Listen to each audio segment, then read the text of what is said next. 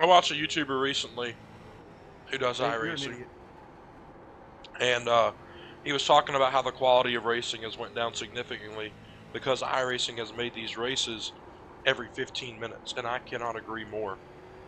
You know, if these races only went off every 2 hours like they used to, you wouldn't have the kind of stupidity you do in these races, and not only that, you would have a lot more people registered because of supply and demand.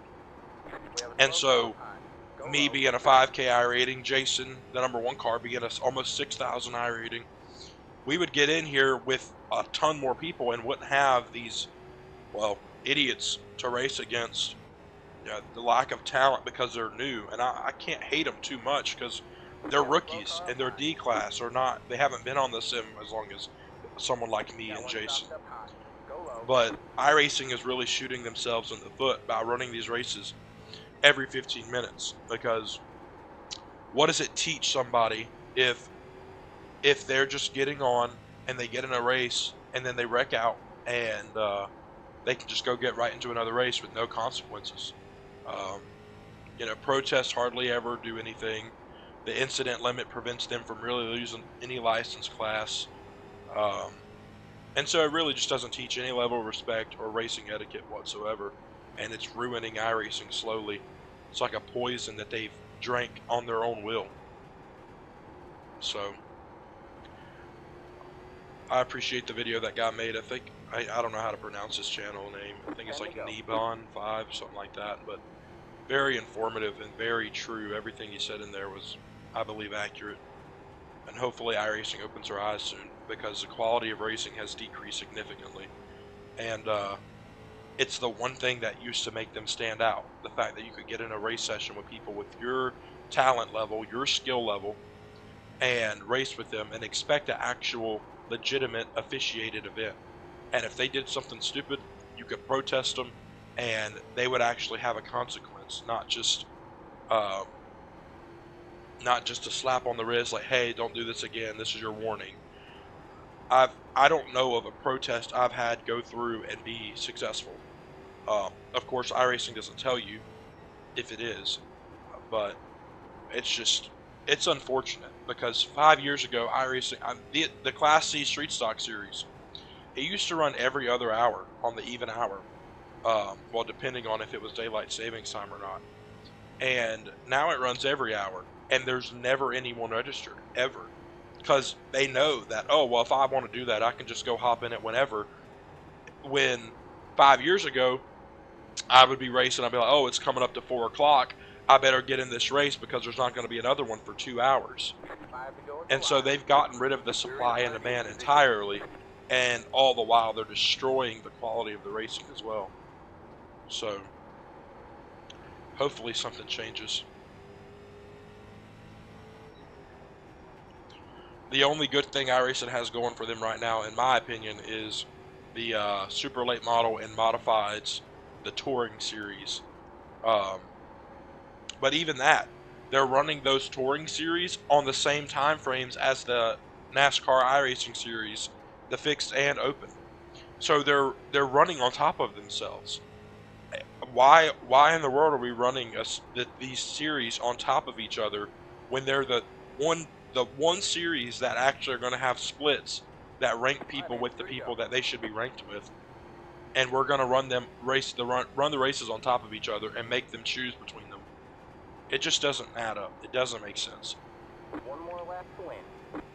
But what I was saying is that touring series with the late models or super late models and the tour modifieds, um, that's fun. I like getting in there running 200 laps with people with a higher I rating, and I have more fun finishing 10th or 15th in a race like that after running a 200 lap race than winning a race like this, where I come out here and Jason got messed up by a lap car. But most of the time, there's not people like Jason in here, and I'm a short track guy. I don't run the NASCAR stuff often unless they're at Martinsville or Bristol. And so I'm a short track guy, and I get in here and there's nothing but rookies because all the good guys have stopped playing because the supply and demand the supply is way too high and the demand's way too low. So I don't know what's going to happen with iRacing, but hopefully they get it figured out soon, because it used to be a ton of fun, and it's still fun, but it's on a downward trend. That's not a good thing. I want to go see what happened to Jason here, and we'll close out this video. I'll probably edit out the first 30 laps up until when I just started talking.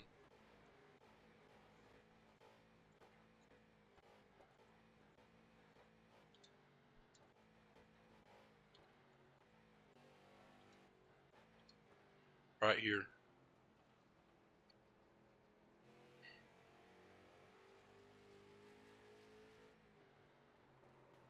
See what I mean? Like, you have a 5.9 thousand iRating versus what I would assume to be like a 1.8 thousand here. And what Joseph just did, spinning right there, is completely normal for a D class or a rookie. That's completely normal. They're learning. But, I mean, when you're a 6K and he's trying to run me down in the lead after he's already had troubles with lap cars, it's unfortunate. And this isn't something that happens on a rare occasion. He was getting messed over by lap cars the entire race. Let me go back and find where we almost died on the front straightaway. Okay, right here, coming out of turn 4. I mean, this is something that would not happen if this race happened every 2 hours instead of every 15 minutes. Because this person would not be in a top split race. Would the lower split guys still have to deal with this? Yes, but that's what rookies is for. They're supposed to be learning and training to get into the higher splits. Backs all the way up and then comes right back down. And me and Jason luckily avoided it. Let's see what it looked like from his point of view.